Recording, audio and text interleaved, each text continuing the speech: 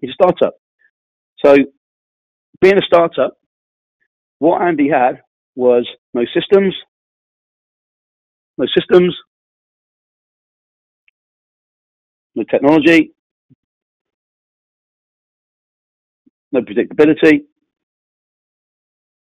labor, no team. So labor was a killer for him. It took him 2 months to fill one role. It took him 2 months. And then he came across us. So with Andy, what we did with Andy is we've gone back to installing foundations. Now, foundations would be different for each business. There'd be similarities of each business, but there'll also be completely different strategies for each business. So with Andy, the pillar that we were focusing on was the attract piece, and the accelerator was install foundations. And underneath here, there's probably about 45 strategies. So with Andy, this is what we did. We wanted to get Andy's life into control and get control of the finances right away. Starting a business is tough. And the worst thing is the inability to predict what's happening, excuse me, in terms of what's coming in, revenue, in terms of profit. So the first thing we wanted to do was we wanted to look at its marketplace.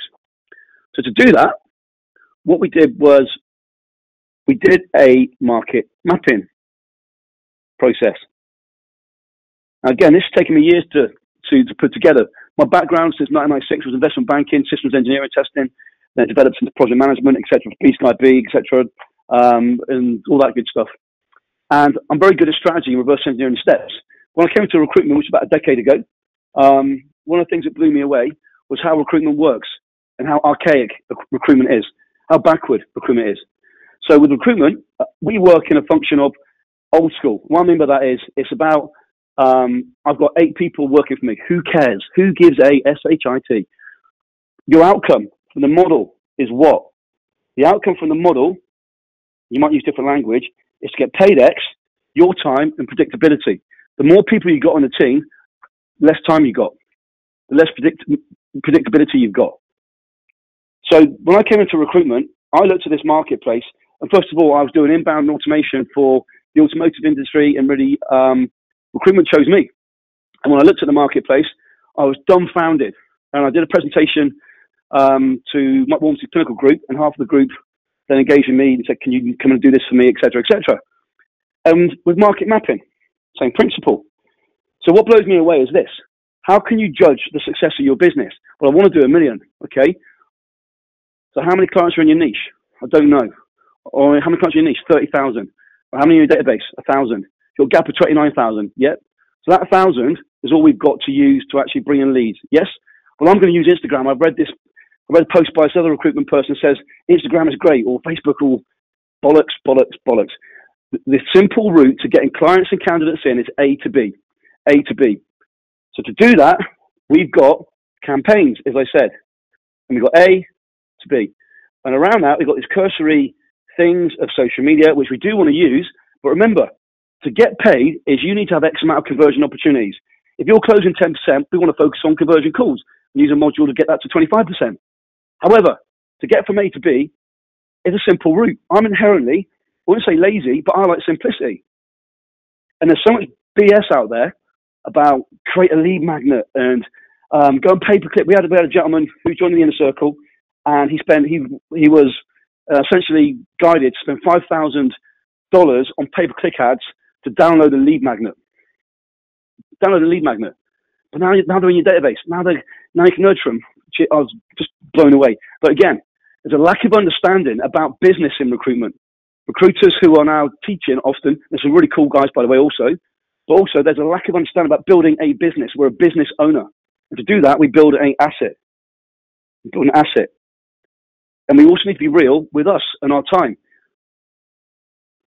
So we want to build that asset. So the first thing we did was a market mapping exercise. So with Andy, what that gave us was where the jobs were, where they were. Number 2, how many were there? And number 3, it gave us market intel. So I've got a live event in London. By the way, if you want to come, I'll give you a link. If you want to come, great. in 2 weeks. So 2 weeks, Monday just gone, 27th, I think, of January, at the Grand Connaught Rooms in Covent Garden, London. We get together every 4 months. My members fly from around the world. We spend 2 days intensively. Day one is new strategy. Day two, we create a plan for your business, as well as being online webinars Monday, Tuesday, Thursday, and we're there to support one-to-one as well. Cool stuff. However, at these intensives, one of the things we want to make sure we've got is a process that gives us an outcome to give us a metric to hit X figure. So with Andy, we did this mathing exercise, and it told us how big his marketplace was, told us what the gap was, told us what we needed to do, told us what the options was. So X amount of these candidates, X amount of these clients. So we started to get some intel. Now at London last time, we did a panel, and we had, but Ken McCarthy is one of them. So Ken had 5x his revenue at that point in just over a year. Peter Johns, 5x too, and Dan Franks had 10x in 2 years. So we did a panel. And what was interesting, all three of these did this market analysis module that we've got. All three of them. So the amount of time I hear recruiters, and I don't work with douchebags, I don't work with neckheads, I don't work with negative people, I don't work with know-it-alls. I'm not fussed. I want to enjoy what I do. But these three gentlemen, all of them took the view that I may not know the marketplace as well as I did. Now, Ken had been in this industry 10 years. Peter Johns, 11 years, hospitality in London. Darren, I can't remember the exact figure, fintech in South Africa. But these guys still went through this initial module. So this analysis then gave us the following. So with Andy, what we did is we segmented his market. In simple terms, what that means is we had lists of clients, lists of candidates. We had a clear understanding of our avatar.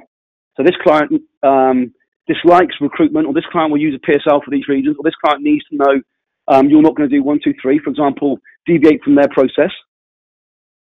And then we drill down in a niche. So again, what Andy did, not to be quick, the battery's about to go, 0 to 17K.